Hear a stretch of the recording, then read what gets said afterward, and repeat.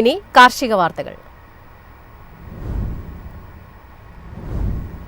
രാജ്യത്തെ തേയില ഉൽപാദനത്തിൽ വൻ ഇടിവ്. ഫെബ്രുവരിയിലെ ഉൽപാദനത്തിൽ 34% കുറവുണ്ടായെന്നാണ് റിപ്പോർട്ട്.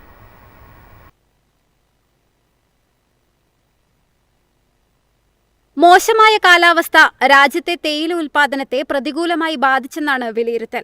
ഫെബ്രുവരി മാസത്തിലെ കണക്കുകൾ പ്രകാരം ഉൽപാദനം 34.45% കുറഞ്ഞ് 16.65 ദശലക്ഷം കിലോയിലെത്തിയെന്ന് ടീ ബോർഡ് പുറത്തുവിട്ട കണക്കുകളിൽ പറയുന്നു.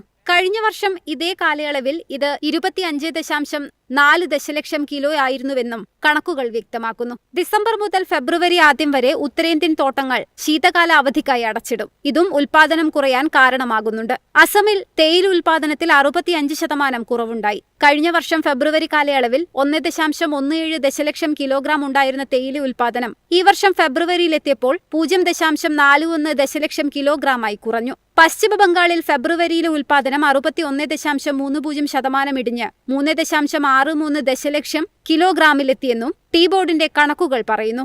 ദക്ഷിണേന്ത്യയിൽ ഉൽപാദനത്തിൽ കുറവുണ്ടായെങ്കിലും ഉത്തരേന്ത്യയെ അപേക്ഷിച്ച് ആശ്വാസകരമാണ്. കേരളത്തിലെ തേയില ഉൽപാദനത്തിൽ 4.23% കുറവുണ്ടായി. 3.85 ദശലക്ഷം കിലോയാണ് ഫെബ്രുവരിയിലെ ഉൽപാദനം. കഴിഞ്ഞ വർഷം ഫെബ്രുവരിയിൽ ഇത് 3.85 ദശലക്ഷമായിരുന്നു.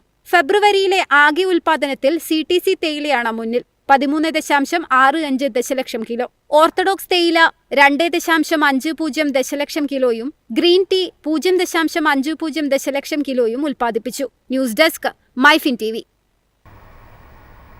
ഇന്ത്യ റബ്ബർ എക്സ്പോ 2026 ഏപ്രിൽ 7 മുതൽ 10 വരെ ന്യൂഡൽഹിയിൽ നടക്കും. ഓൾ ഇന്ത്യ റബ്ബർ ഇൻഡസ്ട്രീസ് അസോസിയേഷന്റെ നേതൃത്വത്തിലാണ് എക്സ്പോ സംഘടിപ്പിക്കുന്നത്.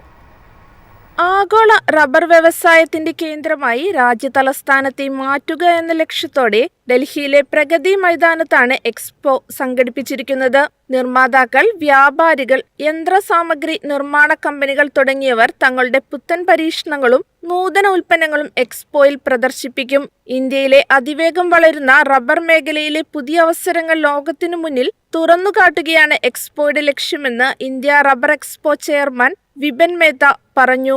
അന്താരാഷ്ട്ര വിപണികൾ, വ്യവസായ നേതാക്കൾ, സാധ്യതയുള്ള ബിസിനസ് പങ്കാളികൾ എന്നിവരുമായി ബന്ധം സ്ഥാപിക്കാൻ എക്സ്പോ സഹായിക്കുമെന്നും അദ്ദേഹം കൂട്ടിച്ചേർത്തു.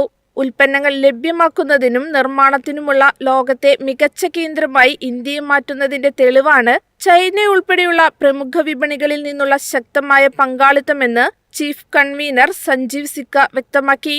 എക്സ്പോയുടെ മുന്നോടിയായി ഡൽഹി, കൊൽക്കത്ത, ചെന്നൈ, പൂനെ, അഹമ്മദാബാദ് തുടങ്ങിയ പ്രധാന നഗരങ്ങളിൽ റോഡ് ഷോകൾ സംഘടിപ്പിച്ചിരുന്നു.